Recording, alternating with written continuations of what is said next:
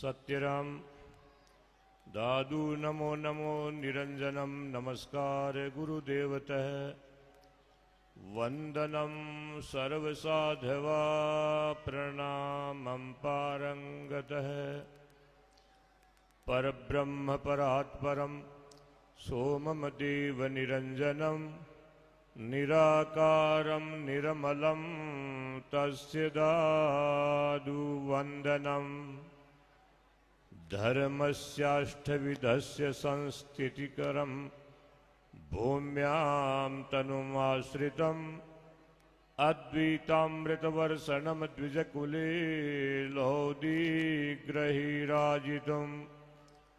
वाणी मध्यनिवासिनीं सुगतिदं ज्ञानात् परं पावनम् संसारार्णवतारणं भज सदा दादु दयालुं गुरुं गुरुर्ब्रह्मा गुरुर्विष्णु गुरुर्देवो महेश्वर गुरु साक्षात् परं ब्रह्म तस्मै श्री गुरुवे नमः। एकोप्यसो रचयितुं जगदण्डकोटिं यशक्तिरस्ति जगदण्डश्चयायदन्तः अण्डान्तरस्थपरमाणुश्चयान्तरस्थं गोविन्दम् आदिपुरुषं तमहं भजामि। सर्वे भवन्तु सुखिनः सर्वे सन्तु निरामया सर्वे भद्राणि पश्यन्तु मा कश्चित् दुःखभाग् भवेत्। तन मन निर्मल आत्मा सब काहू की होय दादू विषय विकार की बात न बूझे कोय। ओम शांति शांति शांति। मंचस्थ विराजमान श्रद्धेय महामंडलेश्वर जगदीश गिरी जी महाराज, हमारे बम महाराज व सभी संत मंडली, जनप्रतिनिधि, श्रद्धालुओं, आज हम यहाँ 5 दिवसीय सत्संग समारोह में भाग लेने के लिए एकत्रित हुए हैं। मैं दादू दयाल गौशाला के संचालकों और सम्माननीय तपस्वी प्रकाश दास जी को बहुत बहुत साधुवाद देता हूं। सज्जनों, गौशाला में जहां भी है सैकड़ों जीवों का प्रतिपालन होता है। ये हमारे संतों की वाणी जितनी भी है, चाहे सतगुरु कबीर साहब की हो, चाहे गोरखनाथ जी महाराज की हो, चाहे दादू दयाल की हो या अन्य संतों की हो, हमें जीवो और जीने दो की शिक्षा देती है। धरती पर जितने भी जीव है उनमें मानव जीवन हमें सर्वोच्चता से मिला है।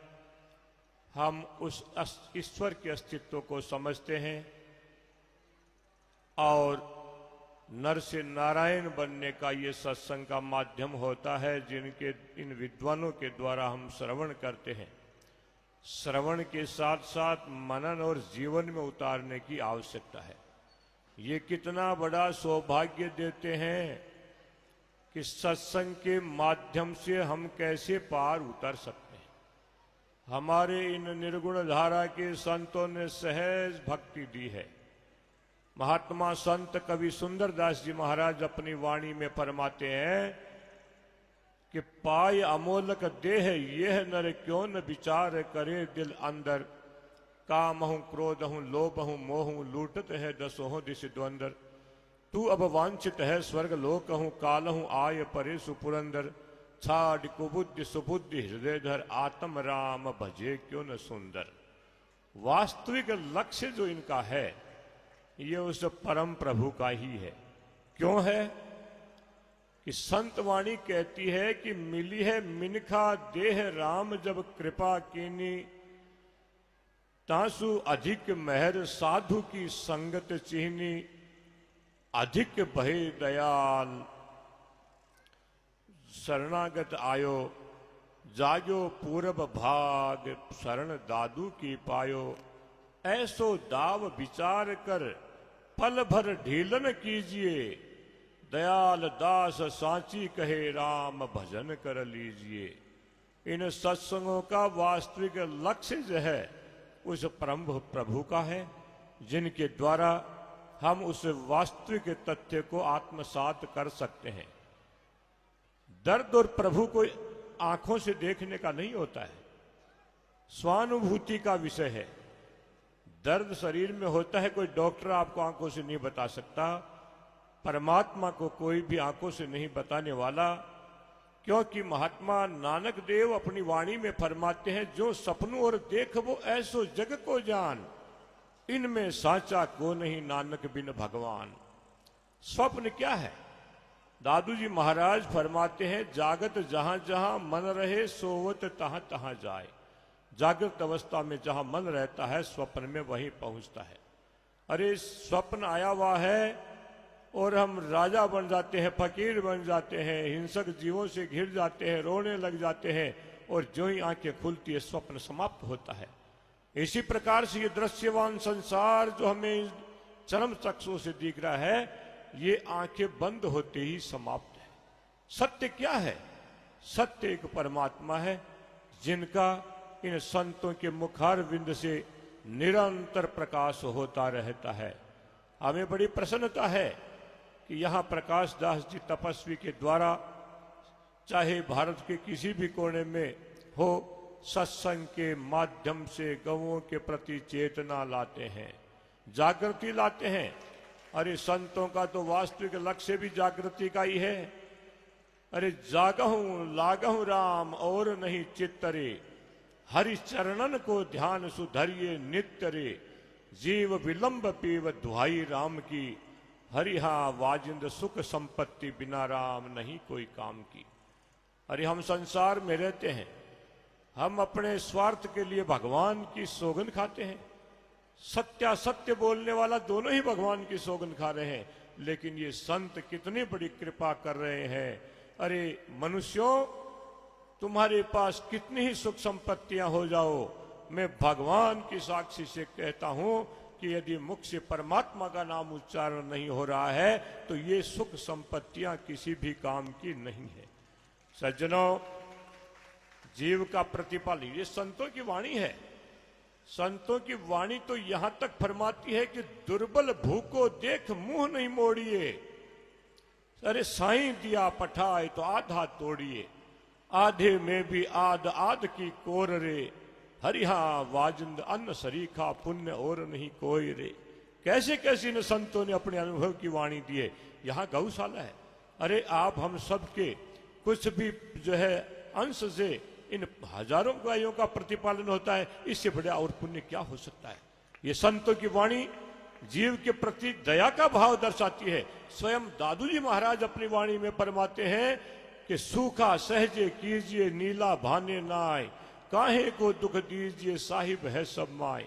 अरे सूखे का तो उपयोग कर लो, हरा मत काटो, क्योंकि साहिब है सब माय।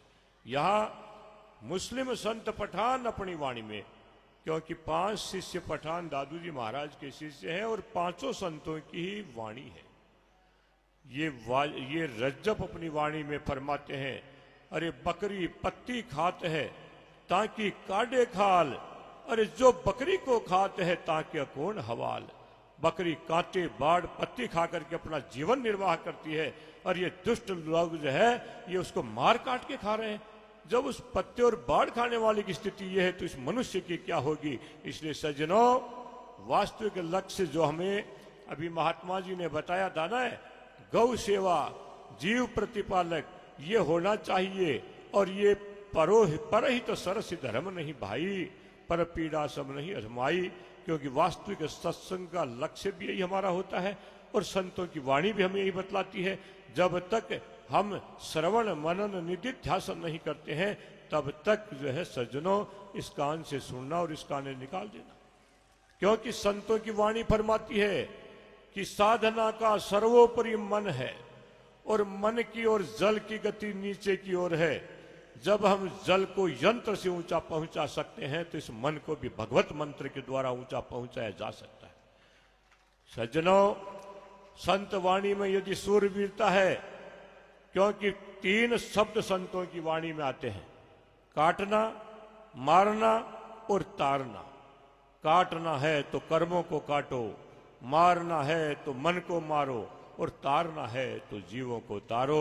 इसलिए अधिक क्या कहेंगे, वाणी के अलावा हम क्या कह सकते हैं, क्योंकि ये दुर्लभ संतों की वाणी है जो हमेशा निरंतर जो है परमात्मा नाम का ही चिंतन करती है, देती है। इसीलिए ये बिल्कुल चेतावनी भरे शब्दों की कहती है, अरे जन्म जात है वाद याद कर पीव को, मुश्किल सब आसान होई है जीव को, जाके हृदय राम रैण दिन रहत है, हरिहा वाजिंद नहीं मुक्ति में फिर संत सब कहते हैं। संत जितने भी है सब मुक्त होने में कोई संशय नहीं है। किसके? जिसके हृदय में परमात्मा नाम का चिंतन है। इसलिए महात्मा तुलसी भी अपनी वाणी में फरमाते हैं कि मुक्त करण को दो है हरिजन हरि को नाम, तुलसी इनको छाड़कर औरन से क्या काम। इसलिए मुक्त हस्त से जहां जीव का प्रतिपालन होता हो, जीव सेवा होती हो, उस कर लेना चाहिए। क्योंकि देखो धन की गति तो 3 है, दान भोग और नाश। दान भोग होवे नहीं तो तृतीय होई विनाश। विनाश तो आखिरी में है ही। इसको तो महात्माओं की वाणी भी कहती है, अरे खाए पहन के बांट दे जे जानी जेता, ऊंडी माया गाड़ के सोम गए केता। तो परहित सरस की भावना रहनी चाहिए। देखो कभी भी तालाब पर बारिश होने से तालाब नहीं भरने वाला है। कहीं दूर बारिश होगी, नदी नालों के द्वारा वो तालाब भरेगा। और नदी नाले भी कब तक है? जब तक पीछे वेग है ऊंचाई पर। और जितना हाथ धोना हो धो लेना चाहिए, क्योंकि लक्ष्मी स्थिर रहने वाली नहीं है। आपदगतम हससिकिम द्रविणांद मूढ़ है। ये लक्ष्मी प्राप्त करके अंधा मत हो, क्योंकि ये तो कब आई कब जाएगी। 50 वर्ष पहले कौन धनाढ्य था, आज कौन है, आगे कौन है, कोई पता नहीं है। इसलिए सज्जनों, मुक्त हाथ से जब जीव की सेवा होती है तो आत्मानंद की अनुभूति होती है और उनका प्रतिपालन होता है। मैं महात्मा तपस्वी प्रकाश दास जी को बहुत साधुवाद देता हूँ कि महात्मा यहाँ महामंडलेश्वर जगदीश गिरी जी महाराज भी पधारे। 10 वर्ष पूर्व महापुरा रामचंद्रपुरा में मिलना हुआ था और आपने कहा मैं दादू महाविद्यालय का छात्र हूँ। मैंने कहा मैं भी उसी का छात्र हूँ। मैंने 74 में छोड़ दी थी और बड़ी प्रसन्नता आत्मीयता रही, क्योंकि जो जहाँ पढ़े हुए हैं उनमें सहज आत्मीयता होती है। जो जिस गांव के होते हैं उनमें सहजता होती है। अरे आपने बाल बच्चा बारे परनेड़ी हुए बच्चियाँ तो किसी भी जाति का हो पीर का, वो देखते कितने प्रसन्न होती है। तो प्रसन्नता की आत्मानुभूति का क्या हम वर्णन करेंगे। महात्मा बम महाराज भी यहाँ पधारे। बहुत बड़ा जो है मंदिर का शिलान्यास जो है होकर के चल रहा है कार्य। मैं भी अपनी उपस्थिति देने के लिए महात्मा बम के यहाँ हाजिर हुआ था। समय अभाव के कारण से आ गया। मैं यहाँ पधारे हुए जनता जनार्दन को भी बहुत बहुत साधुवाद देता हूँ। 5 गांवों की पंचायती यहाँ है। अरे धन्य है प्रकाश दास जी, किस प्रकार से लोगों को जोड़ करके और एक सेवा की तरफ लगा रहे हैं। सेवा परमो धर्म की ओर लगा रहे हैं। मैं मेरे जो है सभी पधारे हुए यहाँ धार्मिक श्रद्धालुओं को बहुत बहुत साधुवाद देता हूँ। श्री महामंडलेश्वर जगदीश गिरी जी महाराज को भी बहुत साधुवाद देता हूँ कि जब भी ऐसे मौके होते हैं तो आप तत्काल पधारते हैं।